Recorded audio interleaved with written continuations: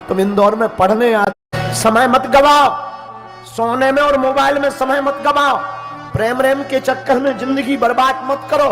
बार बार मौका नहीं मिलना। रातों भर जाग जाग करके पिता तुम्हारे लिए पैसा इकट्ठा करता है, तुम्हें पढ़ाने भेजता।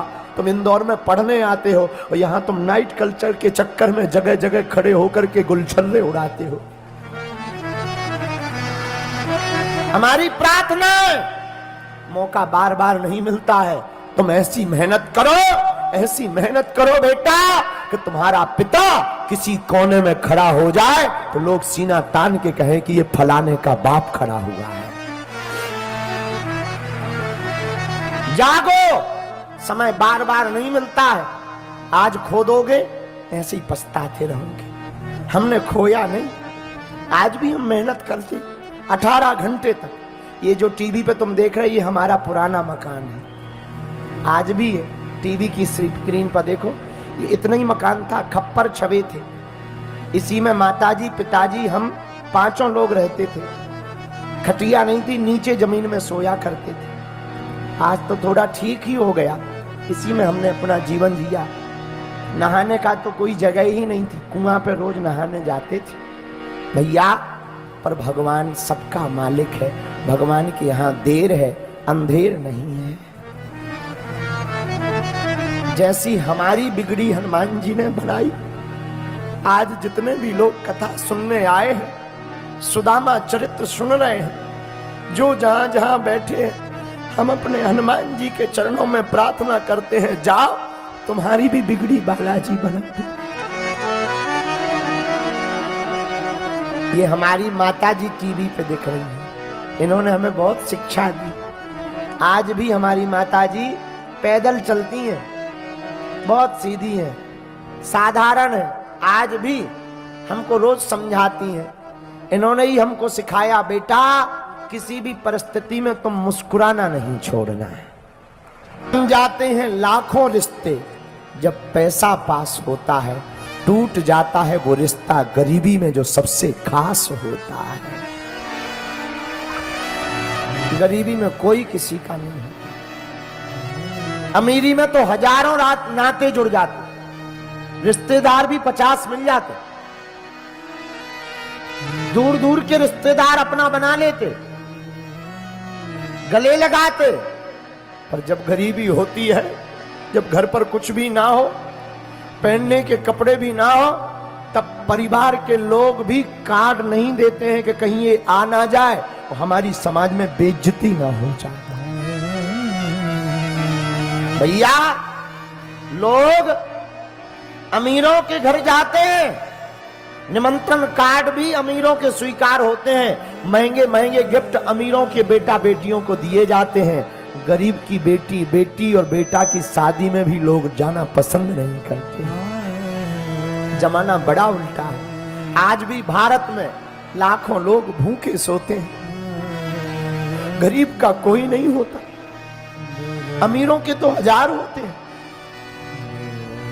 गरीब के लिए तो कोई पूछता भी नहीं। भैया आगे भी नहीं बैठाते, खड़ा भी नहीं होने देते। कोई अमीर आ जाए तो तुरंत यही सिक्योरिटी वाले, यही कोई नेता अभिनेता आ जाए, तुरंत उनको वीआईपी करके आगे बैठा देंगे, सुरक्षा कर देंगे। दीनहीन कोई दिन भर से धूप में खड़ा रहे, पैदल चलकर आए कि हम बागेश्वर धाम की कथा में जा रहे हैं, भैया उसको पंडाल में तक बैठने को नहीं मिलता है। विचित्र स्थिति। क्यों? क्योंकि गरीब का कोई नहीं होता है। हम दुनिया की नहीं अपनी खुद की बता रहे हैं। लोग हमसे कहते, हमारे सेवादार हमसे कहते, आप इतना क्यों थकते, आप इतनी रातों भर क्यों जगते, आप सबको क्यों मिलते। अब इन्हें हम क्या बताएं। हमें पता है कि जब हमने अपनी जिंदगी में गरीबी भोगी तब कोई साथ नहीं देता था, और हमारे पास लोग आशा लेकर आते हैं और हम उन्हें भभूति भी ना दे पाए, उन विचारों के दिल पर क्या गुजरेगी। वो प्रभाव में, चमत्कार में, और बड़ी भीड़ देख करके वो बोलेंगे तो कुछ नहीं, पर उनका दिल क्या बोलेगा। भैया हमें हनुमान जी ने सिद्धि या चमत्कार अमीरों में के या एसी में बैठे लोगों के पर्चा बनाने के लिए नहीं दी है, उनके लिए दी है जिनका कोई नहीं है, पैदल चलकर आते हैं, किराया उधार उठा करके आते हैं। पर सच बतावे हम तो अपनी आंखों से देखते, गरीब का तो केवल भैया कृष्ण होता है। अमीरों के तो बेटा बेटी को लाखों के गिफ्ट दिए जाते, गरीब की बेटी की शादी में तो लोग जाने में भी कतराते। बड़ा विचित्र जमाना है, बड़ा उल्टा जमाना है। हम जितने भी यहाँ प्रियजन बैठे हैं, आप लोग हमारे परिवार के सदस्य जैसे हो। भैया हम कथा कभी भी आपको श्रोता मानकर नहीं सुनाते, हम उतने वक्ता भी नहीं है, उतना हमें ज्ञान भी नहीं है, हमारी पढ़ाई लिखाई भी उतनी नहीं है। हम तो बस जो हनुमान जी का प्रसाद है, जो हमें गुरु जी से मिला, पर आप लोगों को हम शिक्षा देने के लिए हम ये बताना चाह रहे, मेरे पागलों, दुनिया में जिसका कोई नहीं होता उसका भगवान होता है, उसका प्रत्यक्ष प्रमाण हम स्वयं हैं, कोई दूसरा नहीं, उसका प्रत्यक्ष प्रमाण हम स्वयं हैं। हमने अपनी जिंदगी में 8 और 9 वर्ष की अवस्था में खूब भोगा। 13 वर्ष की अवस्था तक गांव में हमारी माताजी हमारा चंदन लगा देती थी और धोती पहना देती थी। जिस गांव में हम रहते ना, गड़ा गांव है हमारा, अपने हाथों से वो चंदन लगा देती थी और एक थैला दे देती थी। हमारे पिताजी कुछ करते नहीं थे, जाओ गांव से कुछ मांग लाओ। हम घर घर जाते थे, ब्राह्मण थे, आज भी ब्राह्मण, पर हिंदू हैं हम, कट्टर सनातनी हिंदू हैं, जातिवाद में नहीं हम पढ़ते हैं, क्योंकि हम हिंदू हैं। तो हम थैला लेकर गांव में जाते थे, कुछ लोग चावल दे देते थे, आटा दे देते थे। झोपड़ी में रहते थे, एक कच्चा घर था, उसी में रह करके उनको भोजन, तीनों लोग, हमसे छोटी एक बहन थी, बहन से छोटा एक भाई था, तीनों लोग रहते थे। भैया उस वक्त का हमें आज भी याद है, हम भूलते नहीं है।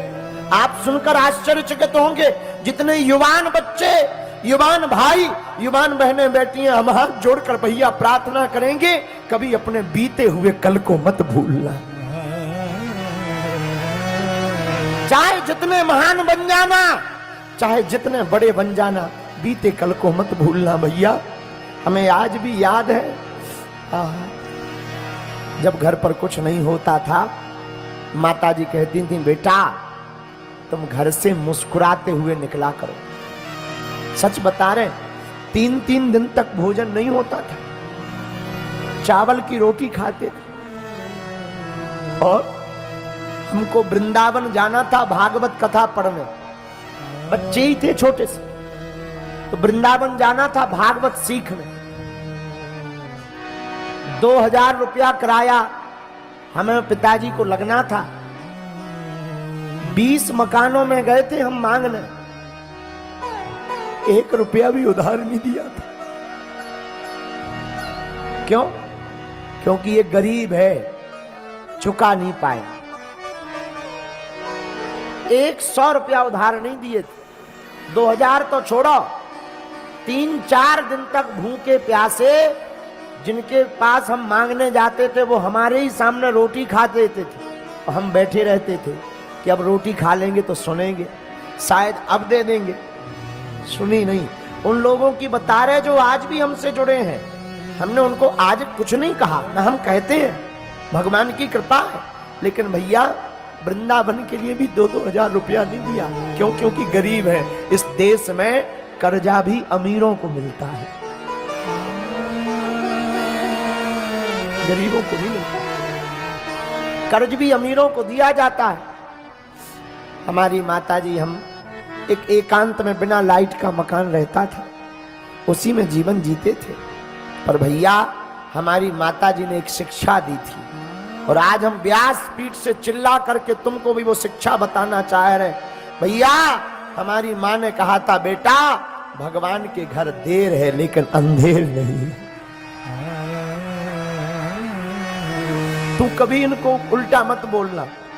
जिन्होंने तुम्हारा साथ नहीं दिया तो कभी उनको मुंह मत चलाया कर, चुप रहा कर, मुस्कुराते हुए निकला कर, धन्यवाद दिया कर और जा तू अपने बालाजी को पकड़, वो ही तेरी सुनेंगे। गुरु के चरण पकड़े, बालाजी के चरण पकड़े भैया, उन्होंने आज हमें बोलने लायक बना दिया। हम हाथ जोड़कर प्रार्थना करना चाहते आप लोगों से, भैया गरीबों का कोई नहीं होता, लेकिन तुम परमात्मा के चरण पकड़ लो, एक दिन तुम्हारी जिंदगी में भी 4 चांद ना लग जाए तो कहना, एक दिन तुम्हारा जीवन भी अद्भुत ना हो जाए तो कहना, पर उनके चरण पकड़े रहना, उन्हें छोड़ना नहीं। और जितने अमीर यहां बैठे, हमने अपनी बहन की शादी में भोगा, हमने भोजन में भोगा।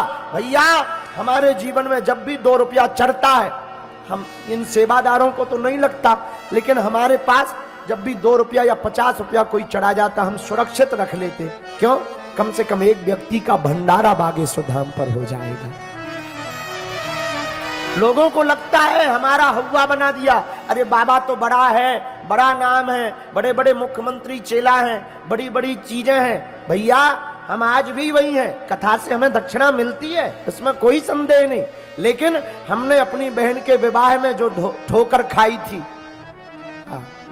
हम बाहर खड़े थे, छोटा सा मकान था, जब बहन की शादी हुई तो नाम लिखने वाला जो पहले दीवार पे लेखन होता था, शुभ लाभ लिखते थे, कन्या का नाम और वर का नाम लिखते थे, उसने 250 रुपया मंगाए थे।